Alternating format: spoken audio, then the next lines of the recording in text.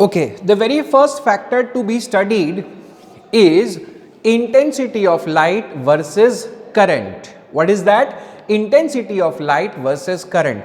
We will analyze this relation with the help of a graph. The graph is drawn for current versus the intensity of light. Okay, now before I start this experiment, what I have to do? I have to realize three different things. The first thing, frequency is greater than threshold frequency.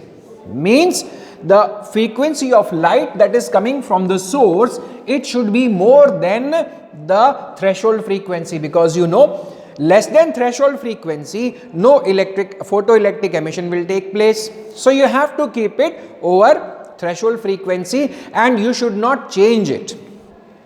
Okay, frequency threshold frequency से ज़्यादा होनी चाहिए और उसकी value जो है वो constant होनी चाहिए. All right, if you are keeping it for 300 hertz, then it will be at 300 hertz during the total experiment. The second thing to be remember is that voltage of the battery is kept constant. The voltage of this battery, if it is fixed at 3 volt, it should be at 3 volt. If it is at 30 volt, then it should be kept fixed at 30 volts. You will not change the frequency as well as you will not change the voltage of this battery. And the third thing to be realized is that according to the photon theory, intensity of light is directly proportional to number of photons. See, according to this, the photon theory of light, if more photons are going into your eyes, then you will feel that the light is intense, and if less photons are going, that means the light is less intense. तो कोई भी बहुत ज़्यादा bright चीज़ होती है तो photon theory के हिसाब से वो ज़्यादा फोटोन्स एमिट कर रही है, और अगर कोई कम रोशनी वाला बल्ब है, that means it is emitting less number of photons. Okay, so we start with this experiment. First of all, let us keep the intensity of light equal to 0.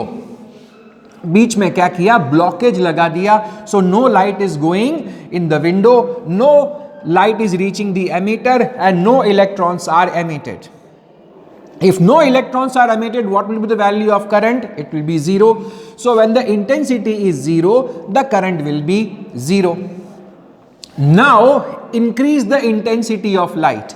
As you increase the intensity of light, the number of photons will increase.